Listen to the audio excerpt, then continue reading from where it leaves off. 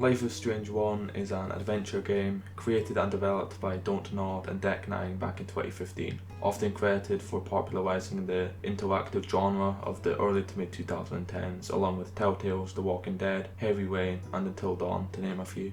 This video is going to be the first in a series exploring horror adjacent games, of which their elements are often underappreciated, unnoticed, or otherwise exempt from objectivity, with all their scary shit that flies under the radar. I feel as if the psychological aspects and overall dark and graphic subject matter are more than enough to warrant a discussion on whether or not this game is deserving of being associated with the likes of a Silent Hill or Resident Evil. The first thing that's discernibly creepy or remotely disturbing about the game, at least for me, is its atmosphere. The lighting and art style are very somber and warm, but the sort of contained small town thriller vibes help give it a stirring factor, reminiscent of a typical murder mystery, although evidently this game is a lot more than that. In the opening segments, you're already made aware of the game's premise through Max's first premonition of the storm, which eventually destroys the town in one of the two endings, and the game gradually expands on this throughout the game with its use of graphic imagery, character deaths, and emotional conflicts, all of which contrast perfectly well with how soft the surface of the game is, as if an intentional decision to keep you in suspense whilst warping your initial perspective and expectations and flipping them on their head. I honestly feel as if this game is a lot darker than how most people describe, being that on the surface it's a simplistic teenage adventure game with peaceful music and relatable down-to-earth characters, while in reality this game involves suicide, drugging and torturing kids, and burying their bodies in a scrapyard. Max Caulfield is a very vague and transparent character. She's quite reserved and emotionally impotent compared to everyone else at the start of the game, including her friends, and we don't really know anything about her. Any effort to further comprehend her character comes from the use of her diary or cell phone conversations, which is an external decision on behalf of the player.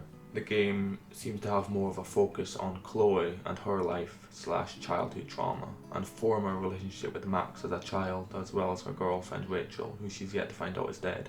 Prioritising a secondary character as a driving point for the story helps establish its proposition in regards to the mystery surrounding Max's character and why she's giving her power in the first place. Similarly to a horror game protagonist, she's a blank slate who's been beckoned to Arcadia Bay to reconnect with her old friend of whom she'd previously neglected and ignored, and Arcadia Bay compels her to make numerous decisions and measures to keep Chloe alive for previously abandoning her, ultimately giving her the final decision at the end of the game where she can sacrifice the town and her education, which was her original reason for coming.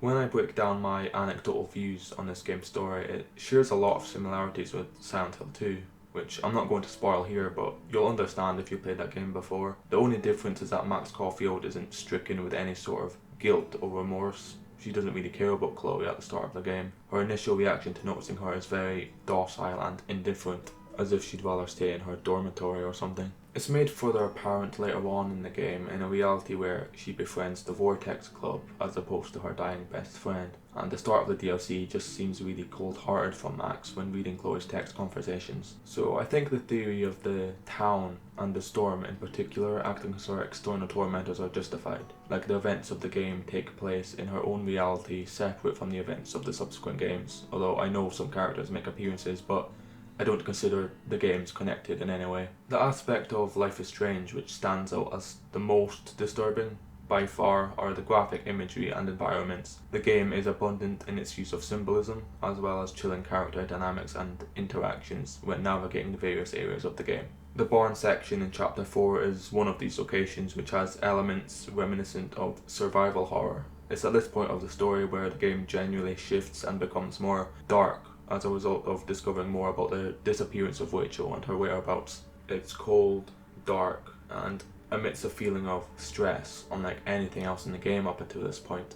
Nathan's room is also great as it demonstrates his unhinged and psychopathic personality, if not already made visible from the first moments of the game.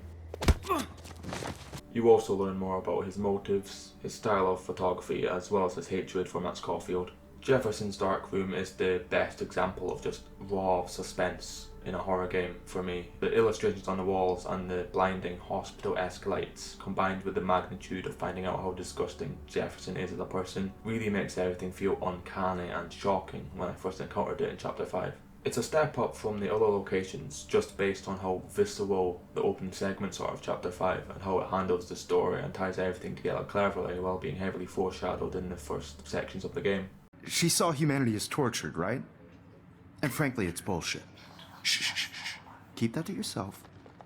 Seriously, though, I could frame any one of you in a dark corner and capture you in a moment of desperation. Speaking of Episode 5, this section of the game has so much elements of horror that, if rated by itself and excluding the preceding episodes, it would definitely be listed as a psychological horror game, at least in my opinion. The abrupt changes in dynamics, environments, and gameplay mechanics really just flip the entire game's formula on its head. The conversations between the characters are more vulgar, obtuse, and purposely out of character, creating shock value most commonly seen in games like Doki Doki Literature Club. Chloe. Right. Yeah, I'm sorry that Nathan killed her in self-defense. But she had a troubled history like most Arcadia Bay dropouts. Nobody will be surprised. Or care. Though I promise, people will care when you die tonight, Max. I wasn't lying when I said you have a gift. I just wanted to know if you'd like to spend the rest of your life in my darkroom. Your purity inspires me so much, and we could be so happy together. Who needs selfies when I can give you portraiture? There's no way I'm saying that. No way. It's about time somebody finally killed Chloe. Think of how often that bitch almost got me killed. It's like you're doing both of us an awesome favor. The settings have switched from scenic landscapes and more pedestrian environments to paranormal, linear maze-like sections more corresponding to games like PT. It's a great change in the formula to keep the player engaged as we're forced to comprehend these sudden changes that we were once accustomed to just one episode ago.